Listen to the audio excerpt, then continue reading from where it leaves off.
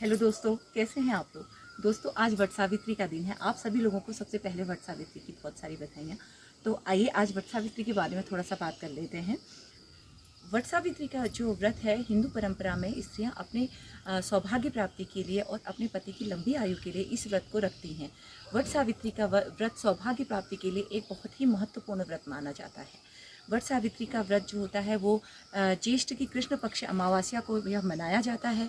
और वट सावित्री की कथा, जो सत्यवान और सावित्री की जो कथा है, वो इस व्रत से जुड़ी हुई है। तो सत्यवान सावित्री की कथा तो आपको पता ही है, कैसे सावित्री अपने दृढ़ संकल्प से यमराज के पीछे जाके अपने पति के प्राण वापस ले आई थी। वो आज ही का दिन था और यमराज जी ने उनको सारे जितने भी वरदान दिए थे, उन्होंने यमराज जी से वरदान मांगे थे।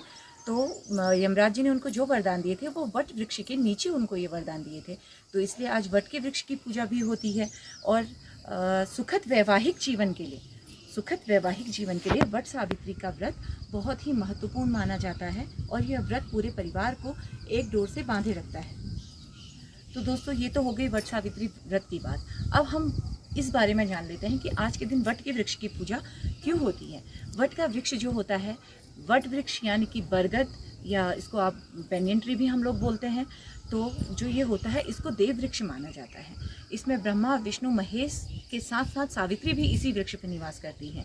और प्रलय के समय में श्री कृष्ण भगवान ने इसी वृक्ष के पत्ते पे प्रकट होकर सबको दर्शन दिए थे।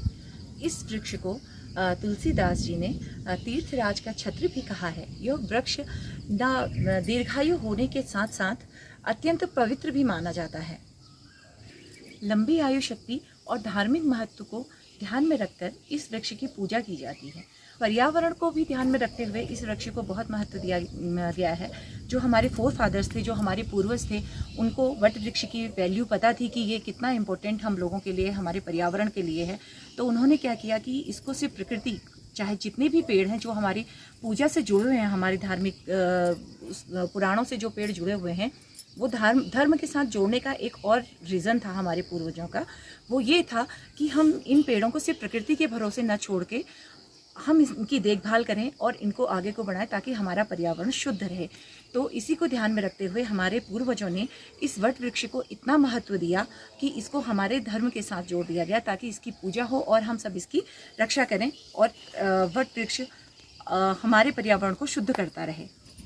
अब ये तो हो गई वट सावित्री की बात और वट वृक्ष की बात कि उसको क्यों पूजते हैं।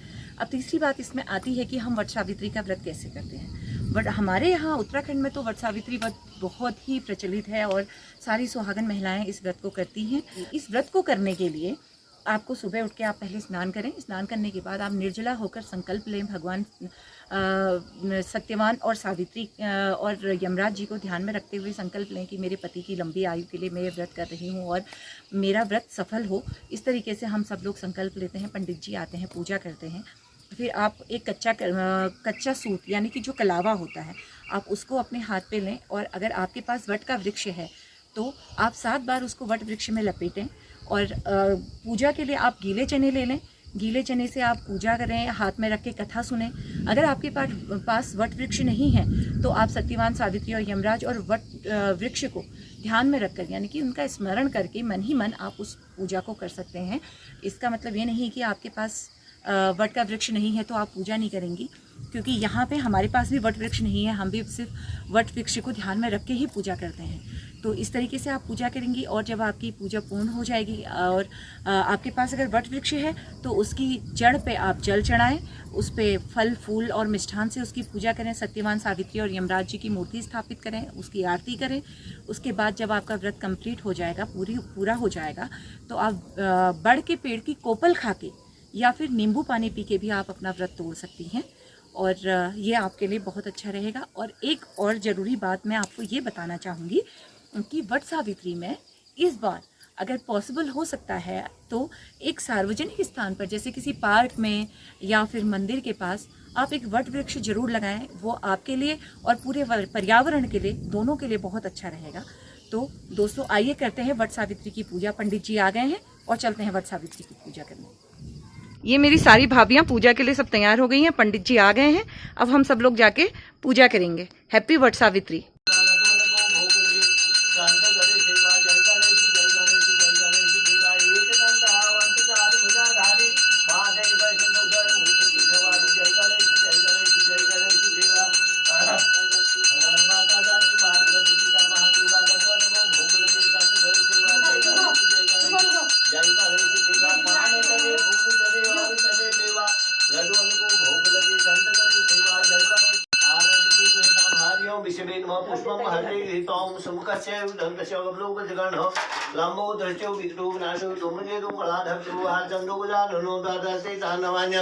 हरे रंबे विहाजो संजय संग्रामे सेवो वीरता सन जायते वीर नवी उठारा श्रीमन गणाधिपति गणायो लंबोदर सकल जगदिदायो नाशंगारे सर्वे विभूषितायो गौरी सुतायो श्रीमन गणाधिपति मंगलमूर्ते नमः विषवे नमः गणे खलके पुष्प ले दी जवाबानि निर्माण धर्म ले तानि तुमने सावित्री को दीना जैसा सुहाग तुमने सावित्री को दीना सत्यवान बर पाय अम्बे गौरी सत्यवान बर पाय अम्बे गौरी सब खरीद करे आ जाना मैं तो बिछुए चढ़ाऊं मेरी माँ खरीद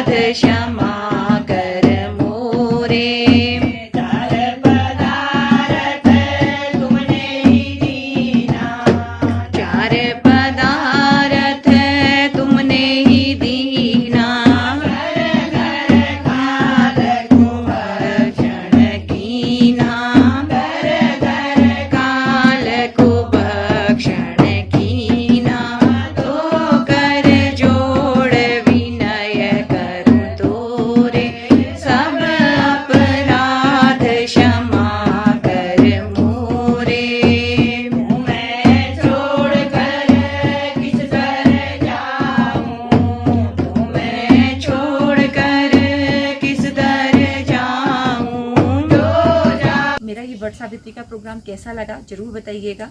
आशा है मेरी वट सावित्री से रिलेटेड जो भी मैंने आपको जानकारी दी है वो आपको पसंद आई होगी। और दोस्तों प्लीज़ मेरे वीडियो को लाइक शेयर एंड सब्सक्राइब करना मत भूलिएगा। बहुत जल्दी मिलते हैं एक नए वीडियो के साथ। धन्यवाद दोस्तों।